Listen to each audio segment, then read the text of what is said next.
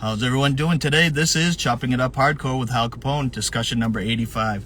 Today, my special guest is B.J. Anderson from the amazing, epic, legendary band, The Spirit of Versailles. One of my favorite bands of all time. Super stoked to talk to B.J. I can't say anything more about how awesome that band is and what it meant to me. I'm going to grab you right now.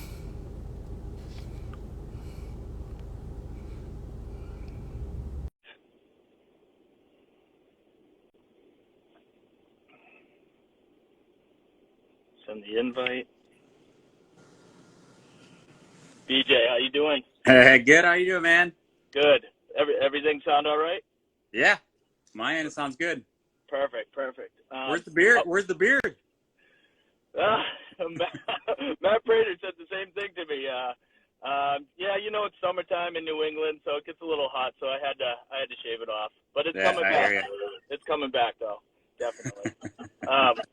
I want to thank you so much for taking time out to, talk, especially about The Spirit of Versailles, because it meant the world to me to get you to talk about, come on here and talk about that band.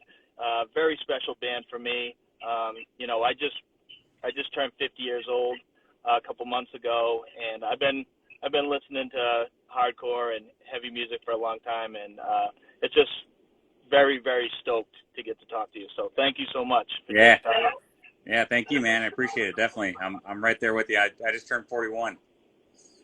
Yeah, us old guys, we got to stick together, you know what I mean? I know, right? We're not kids anymore, huh? I know. I wish I was, but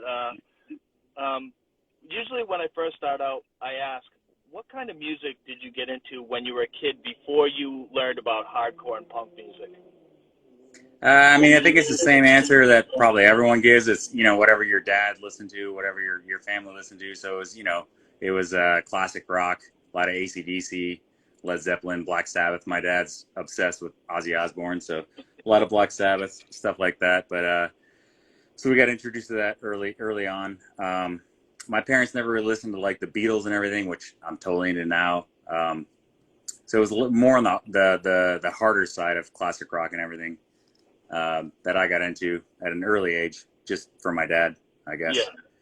Now, did your dad listen to anything heavier than like AC/DC and Ozzy and stuff like that? Did it kind of go into maybe Slayer or Testament or anything? No, like that? not really. But I actually early on in middle school, I got into like before I even got into hardcore and punk rock and everything. I was super into death metal. Like I was Cannibal Corpse, Death, Carcass, all those bands and everything. I don't even know how I got into them, but I did somehow. But it was a short phase for me, but it was awesome. I still love those bands. Yeah, I can actually appreciate any music as long as it's good music. But yeah, early on I got into that, but I don't know what the influence was on that. But yeah. Now, were you a skateboarder when you were young? Because I always talk about bridging the gap to hardcore and punk through skateboarding and stuff like that. I wasn't a skateboarder, but I know a lot of people. I was a hardcore skateboarder. I think that's what got me into punk rock at first. It's just skateboarding. It ties right in with that, and I think that's what got me into all that because I was a hardcore skateboarder for a long time. And what were the first bands that you really started listening to for hardcore that kind of it meant something to you where you were like, oh, I might want to pursue this, maybe get into a band or something like that? Or were you going to shows beforehand and that kind of influenced you when you saw a live performance? When I first started going to shows, it was in Sioux Falls, obviously. There was a guy named Terry Taylor who you should actually bring on because the guy's amazing. He used to put on so many shows in South Dakota. Before my time even, he was booking Green Day before they were big, Rancid, Neurosis, all these crazy bands in Sioux Falls, South Dakota, which is crazy because back then it was a town of 160,000 people. Yet all these awesome bands were coming through. So early on, I got into whatever was coming in, whatever show. I literally went to every show that I possibly could. It was like, Dad, can I have $5 to go to this show? Can I go to this show? Can I go to this show? It was, one show would be total chaos. The next show was Sick of It All before they were big. Yeah. I remember seeing Korn with Marilyn Manson before they were both big. So it was just show after show after show after just nonstop. And it's crazy because Sioux Falls is such a small town, but it was just nonstop shows all the time. And what were the bands that kind of hooked you where you really got into it? Like, what did you see live that kind of, captured your attention where you were like, oh, this band is like amazing? I think for that, I mean, early on it was like I got into a lot of the ska bands and things like that. This was like sixth grade and everything, Yeah. and then I got into the more local scene, which is more of the hardcore stuff. And then there's a local band called Floodplain, which Terry Taylor, who I mentioned earlier, was in. There's a band called I can't remember what they go, Jedi. There was a bunch of local bands that were doing more of the hardcore stuff, and that's what really got me into that underground hardcore scene. And that's when I really started seeking out like everything I could possibly find. Well, prior to that, actually, I got into all the Victory Records stuff, Snapcase, Integrity, Strife, and all that. And then I really started digging down, and then I got into Ebullition Records and Heart Attack Zine. I mean, remember that? Oh, yeah. Every time one of those zines came out, I'd read it front to page, everything in there I'd read, and just like every band that I'd see, I'd just be like, I gotta find that record. I gotta find that record. Yeah, I was kind of like that. I got that magazine too, Ebullition, and then do you remember the Very catalog from Pennsylvania? It was like a catalog that had hardcore, like they sold strictly just hardcore CDs and vinyl and stuff like that. Do you remember No. that? Very, it was called? Yeah, it was called Very Distribution out of No. I think it was out of Pittsburgh. But they'd have a write-up in a review, not really like a review, but like it would be like, oh, this band sounds like, whatever. It sounds like Earth Crisis, or this band sounds like Reversal of Man, or something like that. And it would have a little write-up on it. And I would look through that, front to back, looking for new bands that I've never heard of that kind of said, similar to this band. And then I'd buy like the CDs and the vinyl and stuff like that. That was the biggest thing for me. I think zines is what got me into so many other bands, is just reading about them and being like, oh shit, I gotta check out this band now and buy a record from them. And then, like I said, Ebullition, Ports of the Past, like that band was groundbreaking for me. And then get into Reversal, man. And the biggest band that I really got into hardcore, I think, was Frail. I don't know if you ever listened to them. Yeah, Frail's awesome. Oh yeah, Frail was like I have a Frail tattoo actually. Oh, you do? Not because I don't like it anymore, but I actually got it covered up because I needed space on my arm for that. Yeah. But I had a Frail tattoo for a long time. Oh, no kidding. That's awesome. That's awesome. Now, was Sioux Falls kind of a metalcore town before it kind of got into the, I hate the word screamo, but like the screamo, era? Was it more of like metalcore, like moshcore kind of? Not really. I mean, it was kind of around everything. Whatever would come into town, people would go to shows no matter what. Because back then it was a town of 160,000 people, so nobody had really anything to do. So they just went to shows no matter what it was, whether it was punk rock, ska, metal, whatever. So I wouldn't really say it was a metal town or anything like that. But I think once a few bands started going, like us and a couple other bands, Sakara, the Harsty and everything, that's when like the whole more hardcore DIY scene started. And then it really just went from there. Yeah, it blew up like in the Midwest and in that area.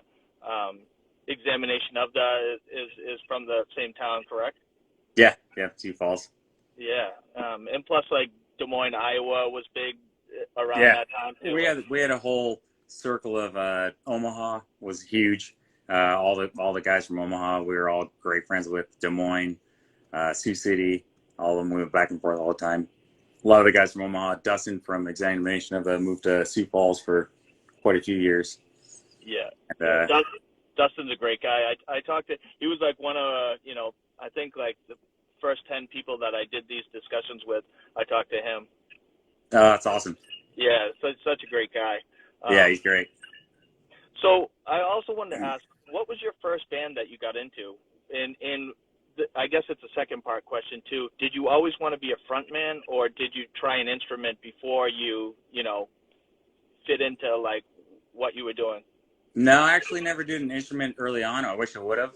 I actually have a 10-year-old son now that is in guitar lessons because I wanted to learn early. I'm not pressuring him or anything, but you know, I wish my parents would have pressured me earlier to play an instrument. I played trombone in elementary, but I was just so into the hardcore scene and became friends with everyone and wanted to be part of something. And I didn't play an instrument, so I was just like, I'll try my vocals. And obviously, in the beginning of Spirit, it was the whole the whole chipmunk screaming thing because I didn't really know how to scream then. Yeah. And then over time it developed, and that's when the later Spirit of Versailles, screaming started because, it developed the voice and everything. But yeah, I never really played an instrument then. But then, sorry, I'm going to go grab it's hot here in California right now. Is it hot there? Yeah, it's like low 80s today. It's humid though.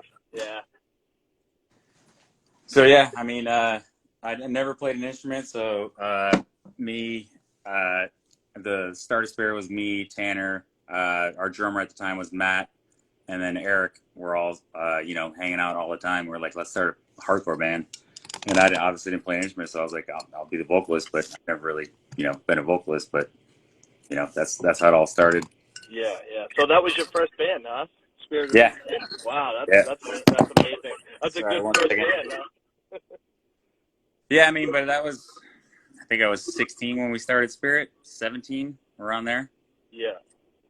Now you talked about the chipmunk vocals. When I first heard Spirit of Versailles, I was blown away. I wasn't like, whoa, this sounds like, I was taken back a little bit, but I wasn't like, oh, this sounds like fucked up, and I wasn't turned off by it. I was like, whoa, this sounds crazy.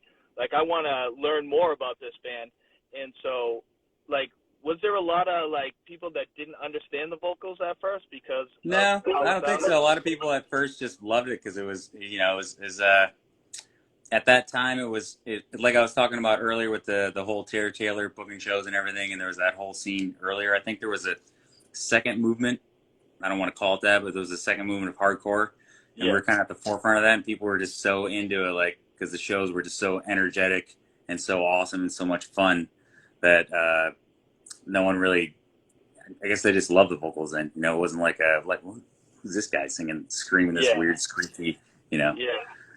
So everyone just loved it then. There was no really pushback. I mean, yeah. So even when you were on tour, did anybody like ask about it? Because just because I've been in the scene a long time, but people that don't really know about the scene, they hear it and they're like, whoa, that sounds so like strange. You know what I mean? I didn't know if like when you went on tour, it was kind of like or was people just all for it when you went on tour? Yeah, no, I think they were all for it. No one really said anything about it. I mean, it was the first tour with Tanner that we played. It was a month on the East Coast, and then after that tour, I think is when Tanner left, and that's when kind of my vocals changed into the lower, whatever you want to call it, lower register. Yeah. So yeah, no one really ever said anything about it. Though. I mean, everyone, yeah. But when I listen back on other records, sometimes now I'm just like, whoa, that's crazy. Yeah. It sounds awesome. Like I said, I was drawn to it immediately as soon as I heard it.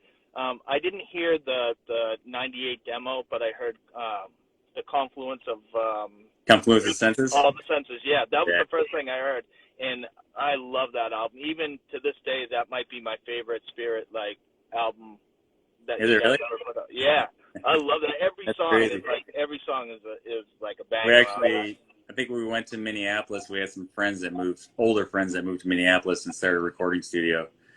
And we went there and recorded. I think me and Tanner and Eric were probably around 17. That was when I think John, we called him Cuz back then, joined the band. And he was like 15. Yeah. And recorded in Minneapolis. And it was their first time recording. So he was doubling up the vocals and everything, but everything I think it was right when Pro Tools started, so all the vocals got kind of a little weird. So when you listen to vocals, they're doubled up, but there's like a little weird echo on them too. Yeah. Yeah.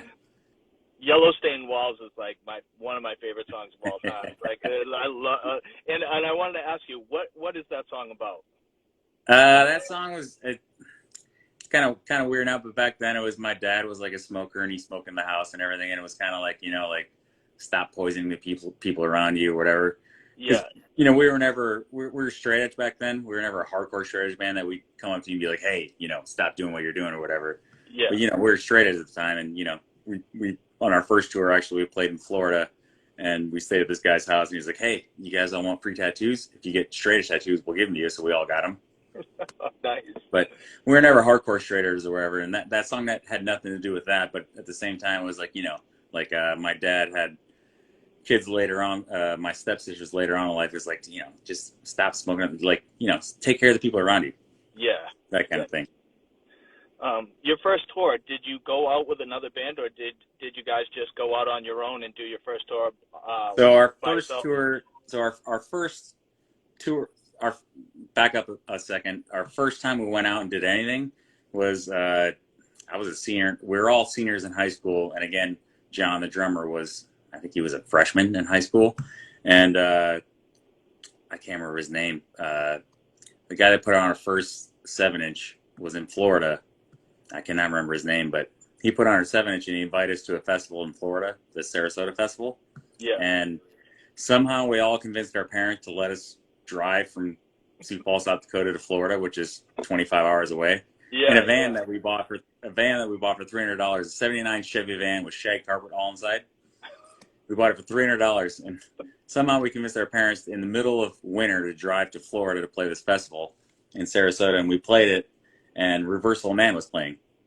And that was, at that time, I was obsessed with Reversal Man. All of us were. They were like our, you know, it's funny because at that young of an age, if someone's 5 years older than you, it feels like they're a million times older than you. And it's like, whoa, like, you know, now if someone's 5 years older than me, it's like, oh, that's my peer. Yeah. Whatever. But at that time, we were just like, oh, Reversal Man, they're the sickest band ever. And we played this fest with them, and they were like, they came up with us afterwards, and they were like, you guys are awesome. Like, if you guys are going out and touring or anything, we'd love to play some shows with you. Yeah. So that following summer, we went on our first tour. It was literally 3 days after I graduated high school. We went on our first tour on the East Coast for a month. And the starting show was in Sioux Falls, South Dakota with Orchid and Jerome's Dream, which was an awesome starting tour show. Yeah. And then we made our way down to the South and then got to Florida. And then we played like 3 or 4 shows with Reversal Man. And then the rest of it was all on our own. It was different bands along the way, but it was just playing those shows along with those guys was so awesome. Yeah, Reversal is so good. Yeah. I was talking to Jeff and Matt, and I was saying that the first thing I heard was the Puritan Reversal split. Yeah. And even Puritan is amazing too. Like that split is amazing. Oh. And Repeater Records putting out the Discography. Did you see that? They redid their whole discography and put it out on vinyl. Oh, really? Yeah, they just released it. They're shipping it out in like a couple weeks, but it looks amazing. I think it's like 4 records in it. It's like really big. That's awesome. Yeah, but I didn't know if you heard that or not. No, that's great though. I know. I know Matt's a big biker now. I don't know what the rest of them are doing, but yeah, that band was probably hands down one of the biggest influences on us all around. Yeah. I have 2 Reversal Man tattoos. They meant a lot to me too. Definitely. Yeah. Matt's a crazy BMX rider. He's at his age too. I'd be scared shitless getting on a BMX bike. In the 40s, like I'd be afraid I would break all my bones doing that. But he rips it. That's actually why I stopped skateboarding because I got serious about guitar and actually moved to I live in LA now, and I moved to LA for music school and for guitar, and I stopped skateboarding because I was like, I don't want to break a wrist. I don't want to do any of that. Jeff for Reversal Man is in an awesome new band called Horsewhip. I don't know if you've ever heard them, but no, they're crushing. They're really. I'll send you a link after. Cool. But they just played.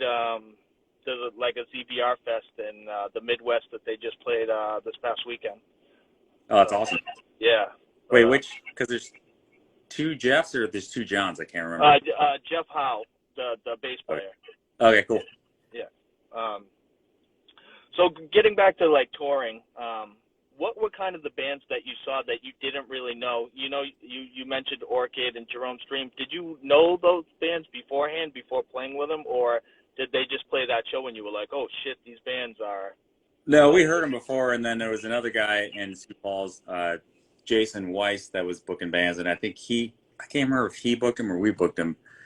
We knew him before, and we knew the show was good. We heard him before, and we loved him and everything, and booked that show, and just happened to be at the right time.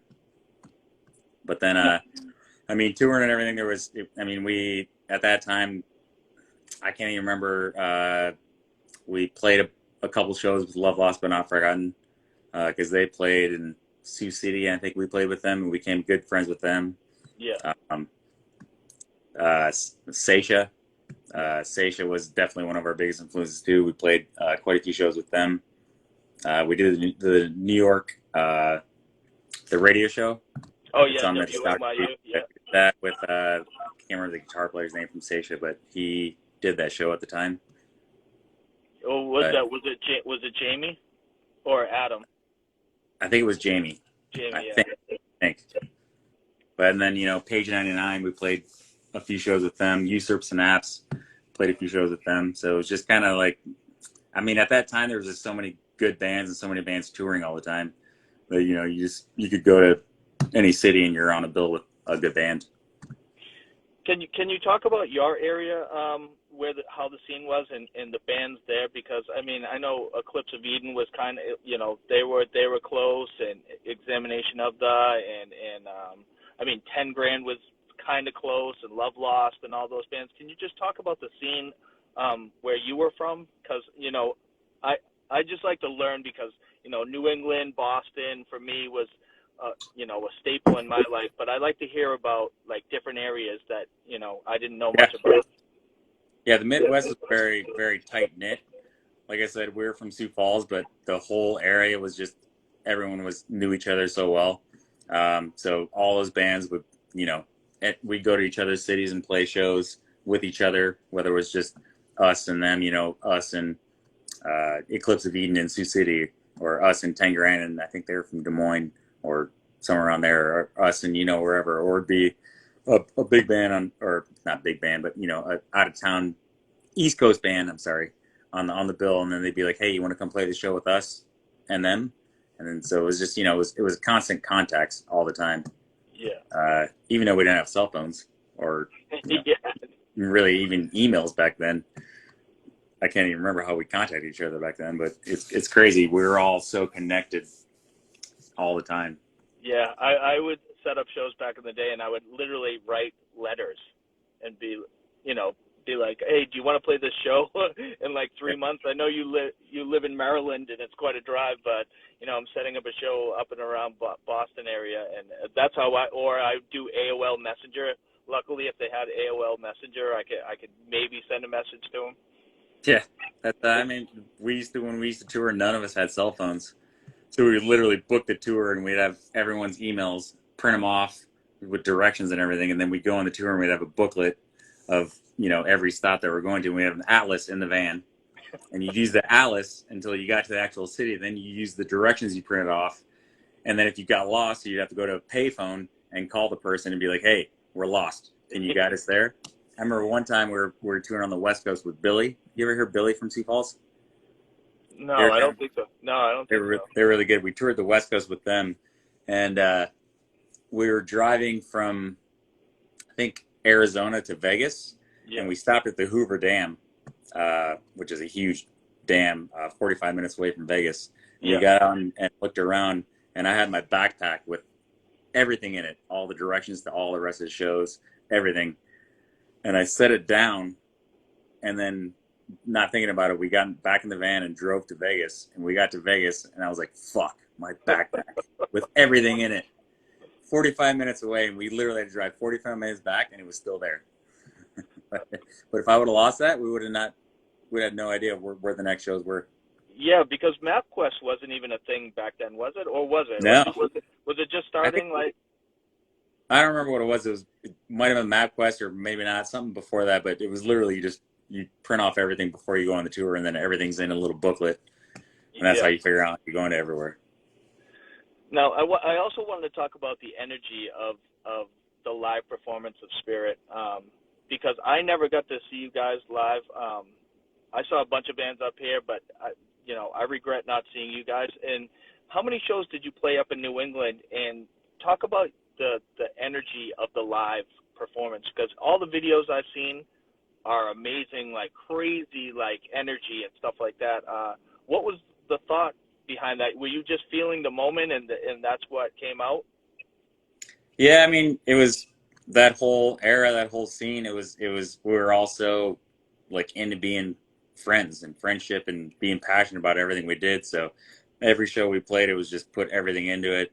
You know, it was literally raw emotion, like just everything we had, we put into it. So every show we played along the way, whether it was 5 people there, whether it was, 50 people there, whatever, it was just, that was our music was our emotion because we grew up in a smaller town, if you want to call that or whatever.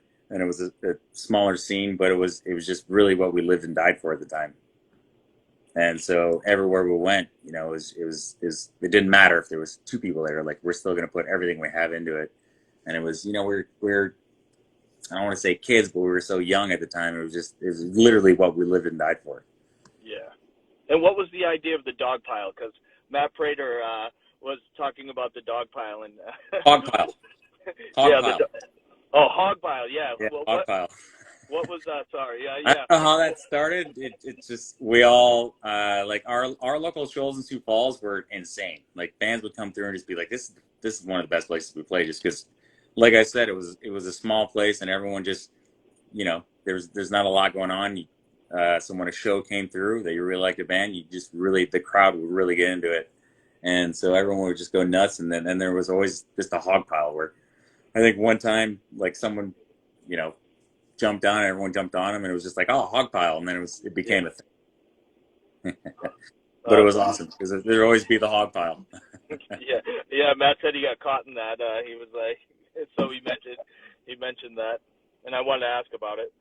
Yeah, it was great. I mean, it's crazy to think because I've been in LA for 20 years now, and I went to guitar school here, and I played in bands, and it's like it was a pain in the ass on here because you got to pay to play here, or you got to try to get your friends to come out to this, or whatever. You got to struggle to get people to come out. But back home, playing in a band in Sioux Falls or anywhere in the Midwest, you play a show and there'd be tons of kids there, and they'd all be into it, and it'd be the best feeling ever.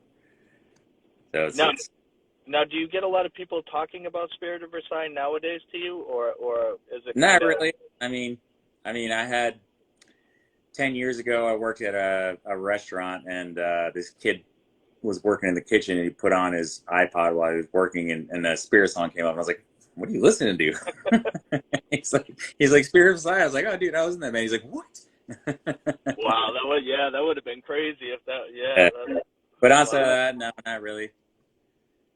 Now, you guys were only a band for 3 years, but you put out quite a bit of music. What kind of made the band fold? Was it just people were getting older and people had different tastes, or? Biggest thing, we went on our I think the last tour we did was 2 months. It was a month East Coast, month West Coast, then month East Coast with Caligari, and then we got back, and Eric, our guitar player, he was like, I want to continue doing what I'm doing, but I want to move and go to guitar school. Yeah. So he wanted to move to Minneapolis, and we got back from tour, and he's like, "Hey guys, like this is what I want to keep pursuing. So I want to, it sucks. I want to split up the band." And so we ended up moving to Minneapolis, and I think he went to school for. Actually, I can't even honestly say if he went to school or not, but he ended up being in Minneapolis for quite a while, and then moved back to Sioux Falls. He's living there now. But that was what initially kind of broke it up.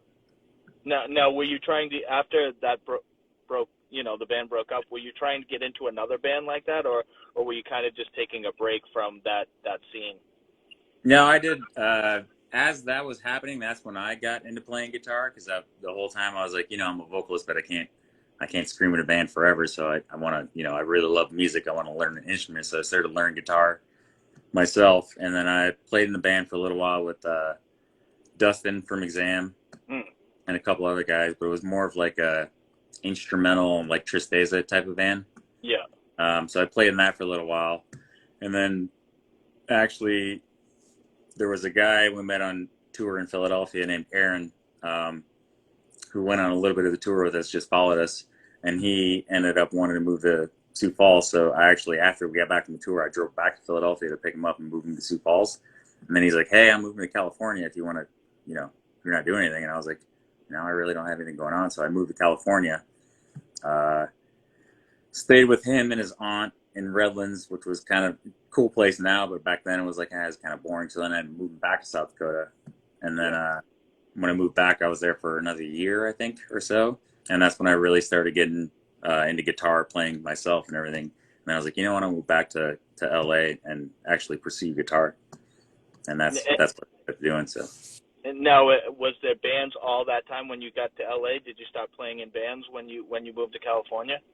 I went to school it was a short school associate's program, so I was there for a year and a half, and then I got on and started playing in bands a lot around LA and everything.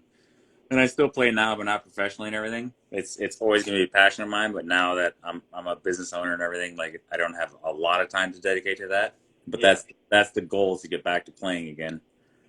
But right now it's just been so hectic and crazy. But I was going to music school. Like, I'm always going to be into for me, music is music. Like, if you like it, you like it. Whether it's hardcore, whether it's hip hop, whether it's country, whether it's, whatever, I'm going to be into it. And going to school, like, I started learning like jazz and funk and all that kind of stuff. So the main band I played in out of school was called Mandala, and it was more of a funk rock kind of jazzy type of outfit. But I was playing guitar in that. So nice. And that's, when I get back into, and that's what I still play. I mean, everything at home, but when I get back into playing live and everything, it's just be whatever feels good at the time. It doesn't matter what. Now, do someone comes to me and is like, "Hey, you want to start a hardcore band?" Like, yeah, let's fucking do it. That was my next question. I was going to ask you, do you miss like that kind of music and playing in it? Like a heavy hardcore-ish screamo band. Do you miss that? Yeah, oh yeah. I mean, I miss playing in that. I don't think I could ever sing in a band like that again. Yeah. Just because I don't even think my vocal cords could handle it anymore. But yeah, I mean, be part of something like that. It's definitely. I mean, like I said, that's part of my past that is going to live with me forever and ever and ever, because that was probably the best part of my life, other than getting married and having a child and all that kind of stuff. But that's literally something that influenced me till I die, and it's never going to leave me. Now, saying that vocally wise, if somebody came to you and was like, Spirit of Versailles reunion, for this fest, for whatever, a good cause, would you consider that? Yeah, I consider it. I mean, like I said, I don't know if I could do it physically, but I just let the crowd sing. Yeah. What do you think of all these bands that are getting back together and doing, reunion shows? Or like Jerome's Dream, they just got back together and they started putting out new music. What do you think of that? I think it's awesome. I mean, it's great music, and people were doing good things back then. So keep it going. If people are into it, keep doing it. Yeah, the new Jerome's Dream stuff is so good. And Seisha now has a run of reunion shows in New York and one in Philadelphia in November. It's crazy that they're getting back together just to play. Really? Yeah, Seisha, awesome. Yeah. That's awesome. But they put the tickets out and it sold out like that. It was crazy quick. Really? Yeah, so I think it's 5 shows. I think 4 maybe in New York and 1 in Philly, and they all sold out within, days. The New York one sold out in like minutes. That's awesome. Yeah, so I think that's awesome. I mean, sorry, 1 second. I mean, I think I'm not as connected to that scene anymore, but I think it's awesome people keep doing it, because I mean, it was a awesome thing going on back then. I think it keep going on now. It's great. Yeah, like when you mentioned Jamie from Seisha, he's been putting out music this whole time. Like, he was in Off Minor, and then he was in like a really good band, Lytic, and he's in Pembroke now. He's been constantly making music, heavy music too, which is, I think that's inspiring, being our age and just still being in the scene and having his hands in it. And I'm pretty sure he's like a doctor too, on top of playing, heavy hardcore music. It's just, I love talking to older people that are still into the scene or still love the scene. They might not be connected to it, but they still love it. And And that's why a lot of these talks I get inspiration from, because, you know, a lot of people forget about these bands back in the day, and I kind of want to bring them to the forefront because, like Spirit of Versailles, I don't want people to forget how awesome of a band that was and the era of the bands that played in and around that time. And that's what I try to do is try to make people remember, and that, you know, they'll see me and you talking, and then they're like, shit, I'm going to put on, you know, I'm going to put on Spirit now on Spotify or whatever, or just like, and then they feel that feeling again. You know what I mean? No, that's awesome of you, man. I appreciate that. I think everyone should appreciate you for that. That's really cool. Because I mean, one of my, a lot of times I'll put on YouTube and just like, I'll go in a rabbit hole and just start watching bands from the past or shows from the past and just be like, man, those times were so good. Those bands were so good. And it's awesome that a lot of them come back. Now, do you remember any shows up in New England that were memorable to you, like up and around Boston or Providence, Rhode Island? Or do you remember any memorable shows up around here? I can't remember any specific shows in that area for sure. I mean, actually, you know what? We played in Connecticut. That's New England, right? Yep. Played in Connecticut at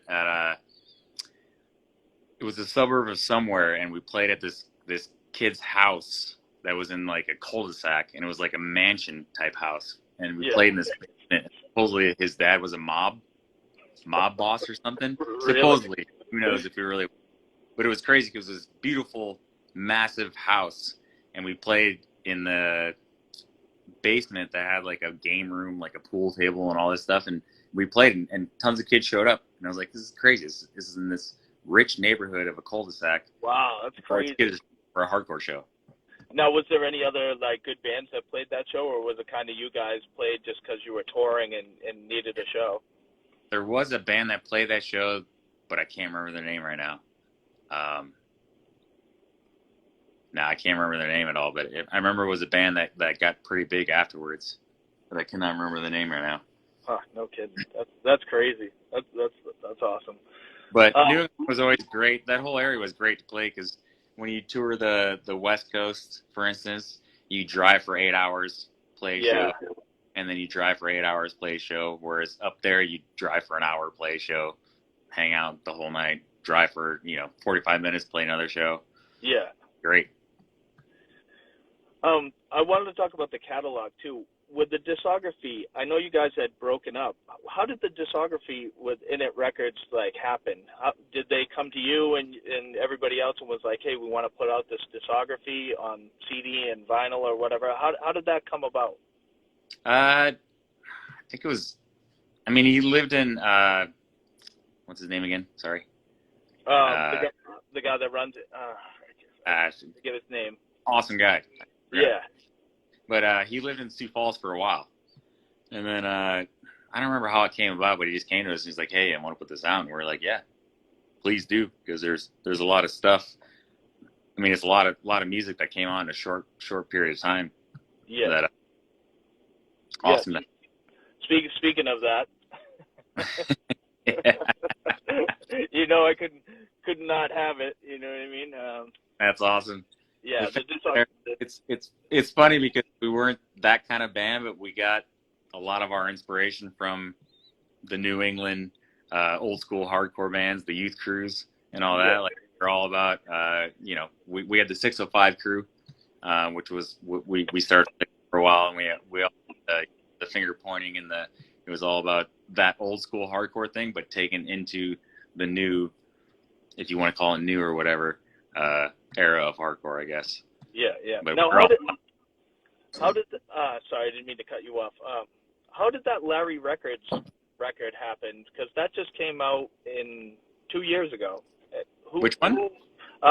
There's like what was it? The summer 1999 vinyl came out on Larry Records. Do you know how that happened? Oh, you didn't even know about that? No, I don't know about that for sure. Oh, it's on like a green vinyl. It was released in 2020. Shit, I hope I'm not. No. Someone probably contacted us about it and was because we got a couple of people that have contacted us about things and they're like, hey, can we do this? For a benefit of this or whatever. Someone contacted us recently about making shirts, and we're like, yeah, of course, benefit, go ahead and do it. Yeah. So, was it a 7-inch or a yeah, it's full like it's like a 7-inch. I think it was 5 songs on Larry Records, and it was like it has the X's and it says Summer 1999 with the 2 X's on the end. I'll have to look it up. Sure. That's also, I think I'm it's all about actually, it. Whatever people want to do, then I'm all about it. Shit, I didn't want to let the cat out of the bag, I guess, but I guess I did. That was one of the cool things that when we were early on, we started 605 Records. We only put on a couple of things, but our first record, we literally were sitting at home, like making almost all the covers for every single record on our own. Like we're doing things with tinfoil and photographs that we took on our own or whatever, and just piecing everything together, which is awesome. That's like the DIY. That's the way. Yeah, that's the way to do it. Definitely. Now, did you screen print all your shirts too that you brought on tour, or? Yeah, we printed everything our own back then. Now, there's actually one of our good friends, Brogan, has his own screen printing shop in Sioux Falls, and he's a great screen printer. So everyone gets their stuff done through him. But yeah, back then it was all by hand. We made our own screens, screen printed our own shirts, screen printed our own vinyl covers, everything. Yeah, that's awesome. Do you ever think about maybe putting out some Spirit shirts for like a benefit or something, like through that guy that prints shirts? You know what I mean? Because I know probably 1 million people would buy them, because I know a lot of older people are looking for shirts, kind of like Discogs is doing. You can buy CDs and vinyl off of other people. Like I wish there was like a website where you could buy old shirts that weren't, then not holes all in them, but decent shirts. Have you ever thought about doing something like that? I haven't, but I mean, it's a great idea. There's actually, I think I was talking about a second ago, there's a guy that contacted us a little while ago that actually printed a bunch of shirts for a benefit. It was for a chick. And I wish I had his contact info on me, but he printed a bunch of shirts and he asked our permission and everything. And we're like, yeah, of course. Yeah, go ahead and do it. Yeah. But never awesome. On our own, but yeah, that'd be great. Now, do you own everything still that you put out? Do you still have a copy of all the stuff that was put out by Spirit, or? I do. Yeah, I mean, I had a huge record collection of everything, but like a lot of people, I sold a lot of it on tour just to get by. Yeah. But I think I have every record we put out, even the test presses and everything. Oh, no kidding. That's awesome. Yeah. Some people I talk to, they're like, nah, I don't. I know I talked to Lex from Daughters, and he's like, yeah, no, I'm trying to get that stuff back. He's like had like half of what he put out. You know what I mean? So it was. I always ask if everybody kept what they put out. Yeah. That's awesome. Did you keep shirts too? I'm not hoarding anything or anything, but I think I do have a chest in my bedroom that has a ton of Spirit stuff in it that I'll probably keep till the day I die. Yeah, that's awesome. Like flyers and stuff like that too. I used to have a binder just full of every single flyer of every show that I went to, and that disappeared somehow. But I have a bunch of flyers. I don't have any photographs because back then, there's it was all prints and everything. So I don't have any of the photographs or anything. But I have all the records. I have test presses, and I have the CDs. I think I still have our first demo tape, which we recorded on a 4-track in one of our basements, I think. That's awesome. Now, what do you have going on business-wise? I know is it a bar you own, or like what do you have going on now business-wise? So, me and my brother own 2 places in LA, one in North Hollywood Arts District. It's a craft beer bar. And then we own a place in Burbank right next door. It's a brewery. So we're big in the craft beer scene, even though, like I said, back in the day, I was straight and everything. I'm not, but again, for me, a craft beer is, again, just another passion. It's not like, just pounding beers all the time. It's a passion for us. So we own a brewery and then a craft beer bar, and it's called Brews Brothers because we're brews, not blues. Yeah. We're both brothers. That's awesome. Yeah. How long has that been going on for now? We opened our first location 3.5 years ago, and then our second location about just over a year ago. That's awesome. Yeah. That keeps you busy, I'm assuming. That's why it was hard for us to get connected at first, because it's just always nonstop. I mean, it's 70 hours a week right now. Yeah, yeah. Well, shout out to Rusty from Dispensing for hooking us up too, because he kind of made this work. So that's shout awesome. out to him. Yeah. Rusty's great, definitely. Yeah. I mean, I haven't seen him in 20 years, but yeah, I always love that guy. Yeah, he's definitely a great guy. I don't want to keep you too long. I know you're busy. Like I said, I don't want to take too much of your time. So I always do a rapid fire at the end of these talks. So you ready for a rapid fire? I'm ready. All right. My first question always is all-time favorite New England punk hardcore band from up in my neck of the woods. Fuck. That's a hard one. I think only because I was so into them when I was in elementary school. I'd probably have to say Shelter. Well, Shelter's from New York. Oh shit, that's not New England then, huh? No, what about Gorilla Biscuits? That's New York too. Oh shit. New England's like a lot of people say. I hear a lot of Converge. I hear a lot of Cave In. I hear SSD. I hear Slapshot. Sometimes I hear Daughters, Orchid, Jerome's Dream. I hear like all those type of things. Was Converge big for you? Yeah, I would probably say Converge then, because Converge was huge for me, definitely. It's crazy that they're still going too. I mean, they were a juggernaut. They were early on, very early on, and they just keep going and going and going. So yeah, I would say Converge. Nice. Now, did you get caught up in like the emo era, kind of, where it was like Casket Lottery and Reggie and the Full Effect and Piebald and Garrison and stuff like that? Did you listen to hot water music? I was into the Promise Ring. I like the Get It, and all that kind of stuff. But yeah, definitely I like both of them. But I was more into the I'd rather go to a hardcore show. Yeah. But I was definitely into. It was funny back in the day for those shows. They'd blend that genre together though, because you would see a lot of screamo bands and hardcore bands playing with like emo bands. A lot of the bills were like that I saw, at least. Yeah.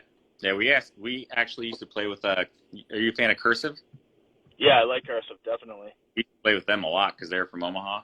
Oh no! So they come to Falls and we'd go there and we played shows with them a lot of times. Oh, that's awesome. Great. Oh, no kidding. I'll keep going. What was the first punk hardcore show you attended? Like real punk hardcore show, not like a Battle of the Bands type thing, but like a real punk hardcore show. What was your first one? I think it was Sick of It All. I'm pretty sure it was. Yeah, like the punk. Yeah, for sure that. Or shortly after was Total Chaos. But I think it was Sick of It All. Now, that Sick of It All, was that Blood, Sweat, and No Tears, or was that like Scratch the Surface like era? Was it? It was. I don't even remember for sure. I remember they played and it was a small venue and they had like a 3-song CD. I think I actually got a sign and everything. Oh, no kidding. Yeah, because I was a kid at a show and I was like, this is the best thing ever. And that's, but I don't remember what it was for sure, but it was early on for sure. I think they put Orange 9mm. Oh, no kidding. Nice. Yeah. Nice. Yeah. I was more of a Burn fan than Orange 9mm, but like I still liked Orange 9mm. But Burn was a little bit more my style of music. Yeah, Burn was great for sure. All right, I'll keep going. What was your all-time favorite show you played live that meant something to you? You can give me a couple. I mean, if there's more than one, you know what I mean? Something that was really memorable that stands out in your mind. I think it probably everyone says this, but probably our last show we played. It was we played. Well, actually, you know what? 2 shows. We played a show on Halloween. That was unbelievable. It was like all the local bands in Sioux Falls, and Caligari, Nodes of Renviar. If you ever got into them, I don't know. No. Yeah, it was all Billy, which is another Sioux Falls band. Yeah. And then our last show was amazing. Where was the last show at? In Sioux Falls too? Yeah. We actually kind of played two. We played a Sioux Falls show and we played a show in Omaha too because we had such a strong connection there. Yeah. Both were great, but definitely the Sioux Falls one. Now, those bands that you're talking about from that area, do they have, can you find that online? Yeah, I mean, you never heard of Nodes of RenVR? No, I don't think so. Accounts? They actually got really big. I think they signed a somewhat semi-major label. Oh, no kidding. A lot. They were, I can't even remember the label, but yeah, if you look them up, they got really big. And actually, I think they're doing reunion shows now. Oh, no kidding. Yeah, because they got really big. And now, then, what was that band that you had a split with Sakara? Is that how you pronounce it? Sakara, yeah. Now, was that all they put out? Because I've never heard anything besides that split. Was that all they put out? Tim Jewell, who actually played bass in the latter, or I guess after Tanner left and then Eric took over guitar, Tim Jewell started playing bass, and he played bass in Sakara before he played with us. So it was him and another good friend of ours and then another drummer. And I think that's the only thing they put out. Wow, because that band that split sounds great.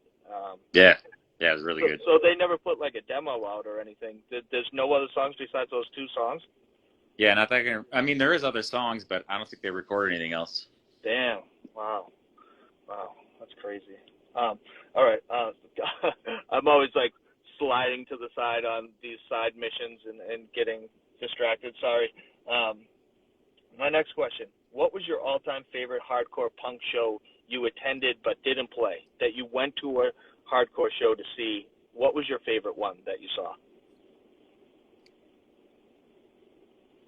I'd probably have to say the first time I saw Seisha. Because when we got their first record, we were listening to it nonstop. We were floored. And then to finally get to see him was amazing. And what's that? Was that in Sioux Falls that you saw him? I think the first time we saw him was, I want to say it was Sioux City. Sioux City. I think so. I can't remember for sure. And then they played Sioux Falls shortly after with us. Yeah. What were you going to say before I'm sorry. On the, I guess they're not really hardcore, but the first time I saw, or the only time I saw Fugazi. Oh, no kidding. Nice. Yeah, because that was listening to them for years and then finally getting to see him was amazing. Yeah. When I first started to go to shows, I was 11 was my first show, and I wish I saw Minor Threat because like I saw SSD and DYS when I was 11, and it scared the shit out of me. And then I didn't go to hardcore shows till I was like 15 or 16 because I was so young and like what was going on. I was kind of like a metalhead back then, so I was like, whoa, what the hell is like? It was kind of crazy, but the energy I was drawn to, but I was scared because I was a little kid. You know what I mean? Yeah. So I wish I had just stuck with it because that's when Minor Threat was playing and the Misfits when they were like like really good and stuff like that, and I just wish I stuck with it. But when I was 15 and 16, I got to see the beginning of bands like Sick of It All and I saw Agnostic Front when they were young, and Youth of Today and Judge and stuff like that. So I mean, I saw all those bands, but I wish I had seen the earlier like bands. Well, that's pretty early already. My next question. I'm a big movie guy. I know you're like super busy guy and you might not watch movies at all, but I always ask. No, I love movies. That's like my one thing I love to do is just come home and watch a movie or whatever. What was the last movie you watched? It's funny because we've been getting my son's 10 now, and we've been getting them on 90s comedies because they aren't like they were in the 90s. Yeah. And, Friday night we watched Dumb and Dumber. Oh, you did? Nice. Good. Nice. What did he think of that? He loved it. Loved it. Yeah, Dumb and Dumber is classic. We watched what's the Adam Sandler golf movie? Oh, Happy Gilmore. Yeah, we watched that a couple weeks ago, and you love that too. Nice. What movies are you drawn to? What kind of movies? I don't really watch too many movies anymore. I mean, I do, but I don't really have anything that I'm drawn to. really. I mean, do you like dramas, like horror movies, action movies, sci-fi? Like, what would you go for if you were going to pick a movie for yourself? Like, what genre? More dramas. I'm not like a big comic guy, so I'm not into those. I'll watch them, but I'm not into those. Yeah. I guess more dramas, or more like biopic films, things that I love history, so things that actually have historical content to them. Yeah, for sure. So you're a big documentary guy. Yeah, I love documentaries. Yeah. And history. There was a period I don't read as much as I used to, but like I was big into reading, Howard Zinn, People's History of the United States, Noam Chomsky, all that kind of stuff. Yeah. Just history and that kind of things. But I'm not big into politics either, even though I just mentioned those guys. Yeah. But I love things that actually happened the real way. Yeah, definitely. My next question is kind of movie orientated. Is what's your favorite horror movie of all time? I'm gonna have to say The Exorcist. That's a good one. Yeah. That's a good one. That's probably the single movie that scared the shit out of me when I was a kid. Yeah, me too. Me too. Definitely. After watching that movie, I thought I was gonna, walk into my brother's room. He was gonna be possessed. That movie, and I'm sad to say, but you remember the movie Magic with the dummy?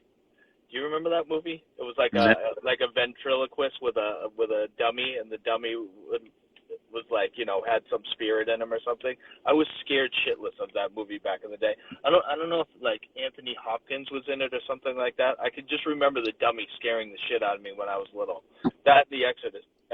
That was those two movies. Like, I don't know. I couldn't even watch the trailer on TV. I'd be like, I can't watch it. I always talk about hip hop too, so this is my next question. I'm a big hip hop guy, but I'm like 90s hip hop, boom bap style, old school era type stuff. If you've been listening to hip hop lately, what have you been listening to? I'm the same. I love 90s hip hop, so I'm not one or the other. I'm Biggie and Tupac. Love them both. Nice. I love Snoop Dogg and Dre. I mean, Dre, for me, musically, writes some of the best beats ever. And I love underground hip hop and everything, but I still, like, if you give me Dre, Snoop, Tupac, or Biggie, like, I'm happy. I love all that stuff. Now, living in California, are you more West Coast now hip hop than well, I guess East Coast was kind of like the bigger mecca of the hip hop. You more drawn to the West Coast of hip hop because you live in that area now? No, not really. I mean, like I said earlier, like for me, music is music, and if I like it, if my ears are happy, then I'm happy. So it can be from anywhere. I love it. Yeah. As long as I'm loving it. So I'm not drawn to anything because it's West Coast or anything. I don't really listen to much more modern hip hop or rap, I guess. Yeah. There's some stuff that I like. If I hear it and I like it, then I'll listen to it. But there's not, nothing beats the 90s hip hop or rap, whatever you want to call it. Yeah. Nothing beats it. It's good. Yeah, I agree. Definitely, I agree. And my final question is, what was your favorite song to play live in spirit? Or give me 2 or 3 songs. What was your favorite song to play live? Favorite definitely be, what's the name? I think it was A Former Closure. Yeah. That's what we ended every set with that, like our, because it was our youth crew song. It was everyone screamed along that knew it. Back home when we played, like the whole crowd went nuts for it. It was the funnest song to play. It's pretty much what we ended every set with.